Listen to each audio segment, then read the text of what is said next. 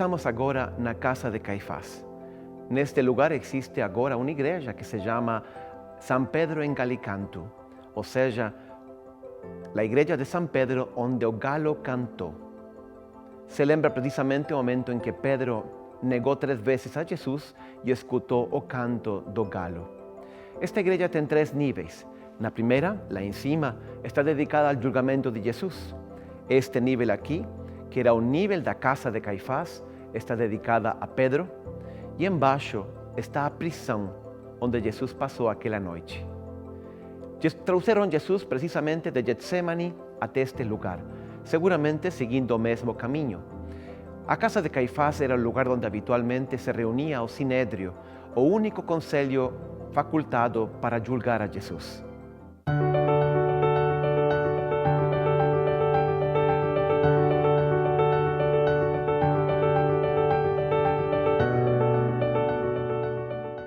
O verdadeiro arquiteto de toda aquela traição era Anás. Anás, o velho sacerdote, tinha já deixado de ser sumo sacerdote fazia 15 anos, mas ele sempre conservou as rédeas do poder. Seus 5 filhos tinham sido sucessivamente sacerdotes depois dele, e naquele ano do julgamento de Jesus, era Caifás, seu genro, quem exercia o posto de maior autoridade na Assembleia. O sumo sacerdote e a hierarquia eclesiástica em geral não gozavam de prestígio entre o povo, por isso o plano de Anás era muito simples. Devia ser Pilatos quem julgara e condenara Jesus.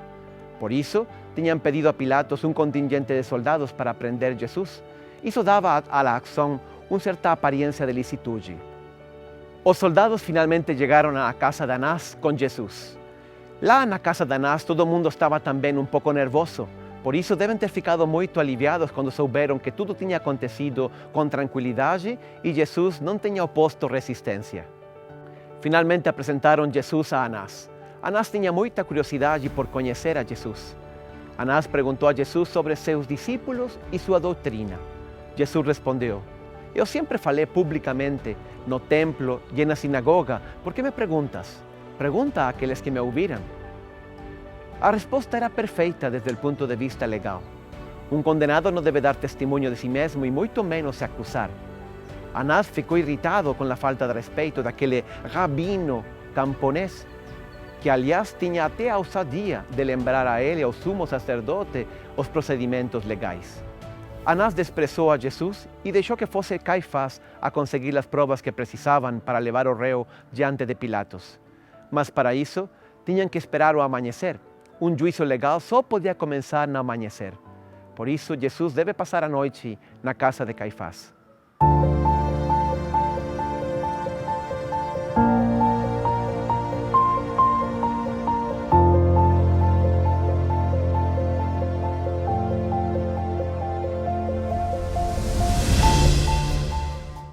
Jesus passou a noite justamente neste lugar.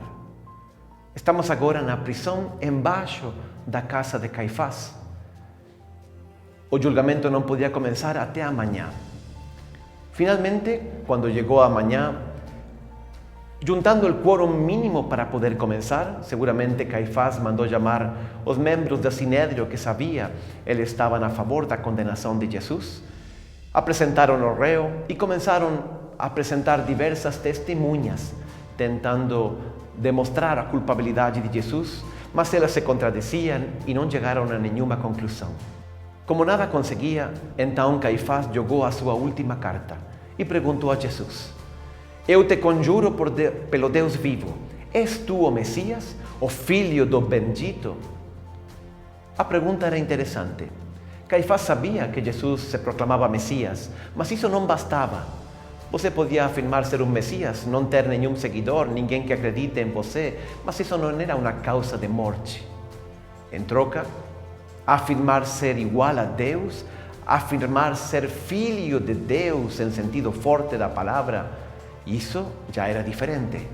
Isso era uma heresia.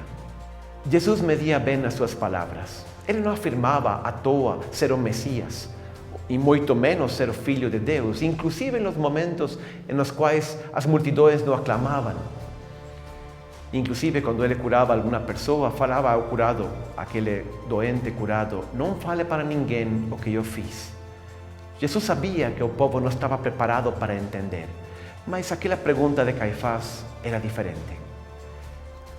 O sumo sacerdote representava a máxima autoridade religiosa de seu povo, e ele era o Messias enviado por Deus e prometido desde toda a história de Israel.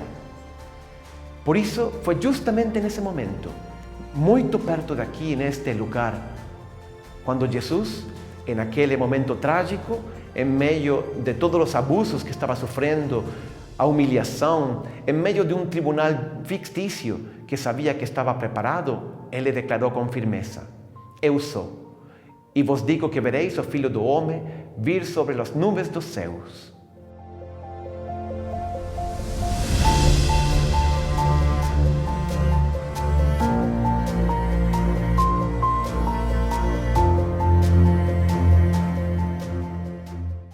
Era isso que Caifás queria escutar. Agora, ele rasga suas vestes em um gesto teatral, sentindo-se tomado por sagrado horror, e todo mundo começa a gritar, a cuspir, a bater em Jesus. Caifás deve ter pensado: o processo quase vai fora dos trilhos, mas graças a Deus conseguimos. Agora só falta levar o Jesus diante do governador.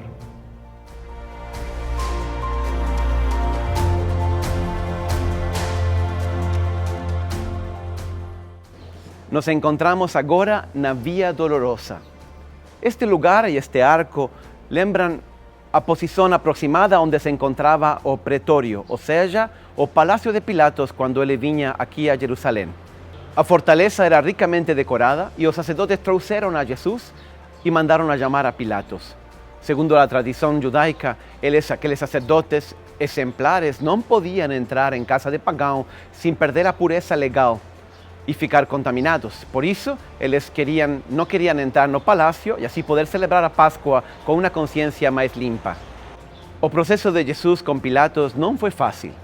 Por um lado, Pilato odiava tomar qualquer decisão que parecesse, mesmo remotamente, uma submissão àqueles sacerdotes judaicos aos quais ele desprezava profundamente. Por outro lado, os sacerdotes sabiam muito bem que em Roma um bom governador é aquele que não gera problemas e arrecada muito dinheiro.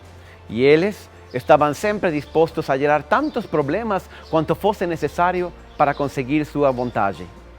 Entabulou-se então uma luta dialética para condenar ou libertar a Jesus. Mas esta vez, Pilato estava decidido a humilhar os sacerdotes que ele sabia que tinham entregado a Jesus por inveja. Foram muitos e diversos os argumentos que os sacerdotes usaram para condenar a Jesus, mas tudo fracassou.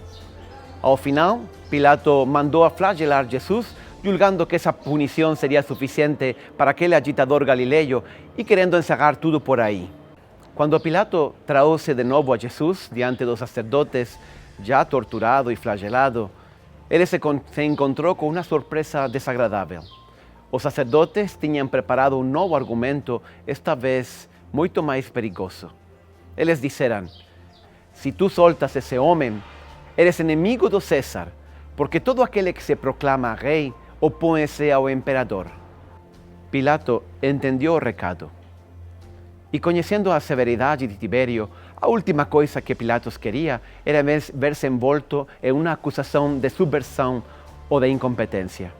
E ele bem sabia até onde eram capazes de chegar aqueles sacerdotes intrigantes.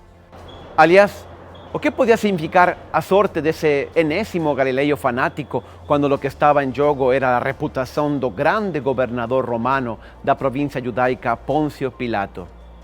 Essa última jogada dos sacerdotes não lhe deixava muita margem de manobra. O governador finalmente terminou cedendo à vontade dos sacerdotes. Lavou as mãos, em sinal de que ele estava atuando constrangido pela circunstância, e pronunciou a fórmula que tanto os sacerdotes desejavam escutar: ibis ad crucem, ou seja, pode ser levado à cruz.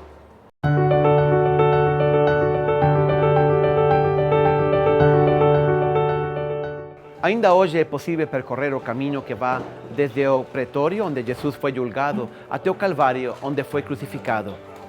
A topografia de Jerusalém mudou muito desde a época evangélica até hoje.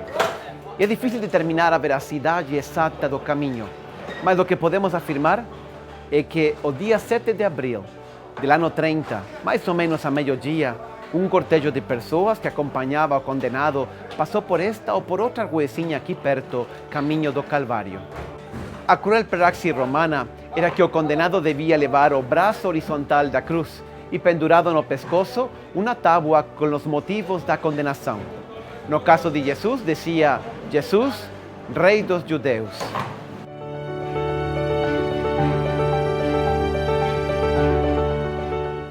A um certo ponto do caminho, sabemos pelos evangelhos, que o centurião, percebendo a extenuação do condenado, solicitou um tal Simão, de uma cidade chamada Cirene, para levar a cruz de Jesus.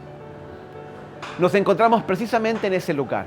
A tradição lembra aqui como o lugar onde Simão tomou a cruz para levar até o Calvário.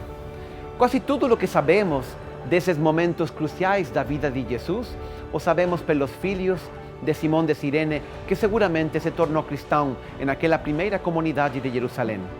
Quando chegaram ao lugar da cruz, pregaram Jesus e lo ergueram junto com outros dois condenados.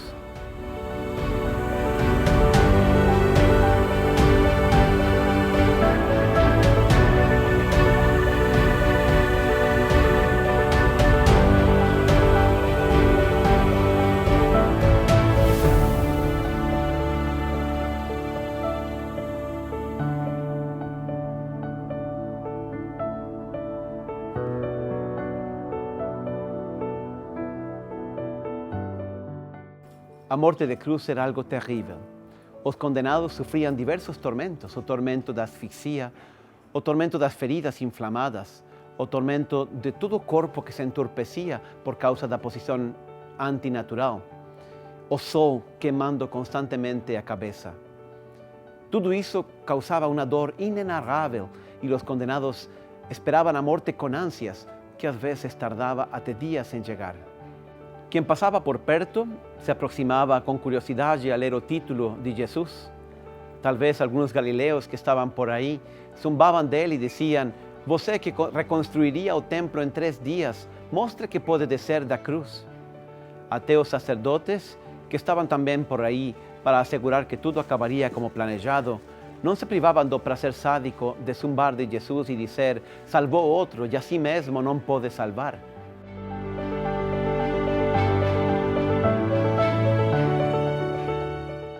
Depois de um longo período de agonia, Jesus disse: tenho sede.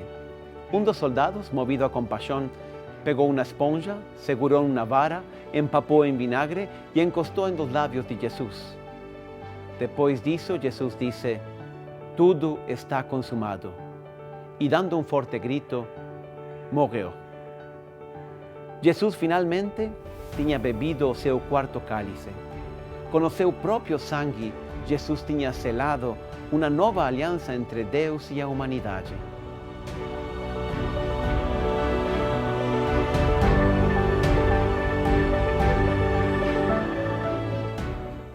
Aqui é preciso fazer uma reflexão.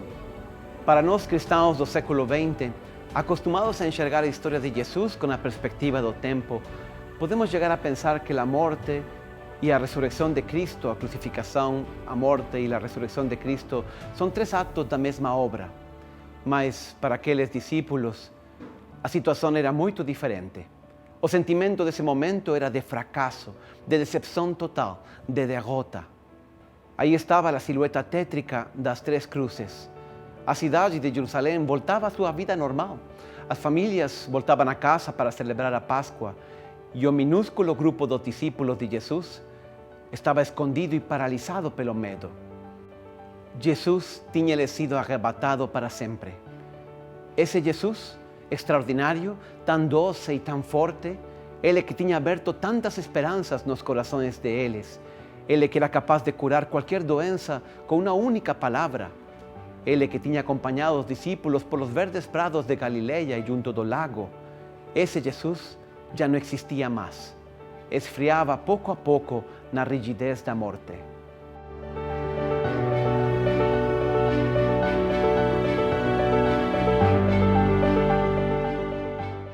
O desalento tomou conta dos discípulos. Eles tinham deixado tudo por seguir o Mestre. Eles acreditavam que Jesus era o Messias. Mas todas essas esperanças agora estavam destruídas. por que aquela morte horrível? Por que Jesus tinha que morrer desse jeito precisamente? Não poderia ser de um outro jeito? Não poderia Jesus ter pregado como eles longos anos? Não poderia Jesus ter escrito algum livro como os profetas? Não poderia Jesus ter fundado uma escola como os rabinos? Não poderia pelo menos ter deixado umas tábuas da lei como Moisés? Nada disso tinha deixado Jesus. Todas as esperanças, todos os sonhos, todas as ilusões tinham desaparecido.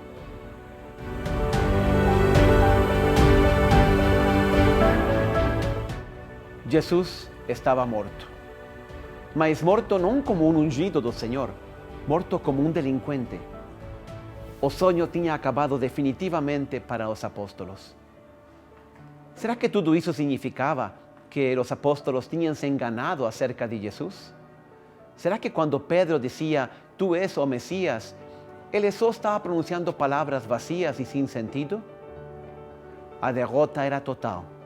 Jamais homem algum tinha experimentado uma desilusão tão esmagadora. Entretanto, esse não é o final da história. Daqui a pouco, a cruz já não será símbolo mais da maldade e da crueldade dos homens, mas será um símbolo do amor e da salvação de Deus.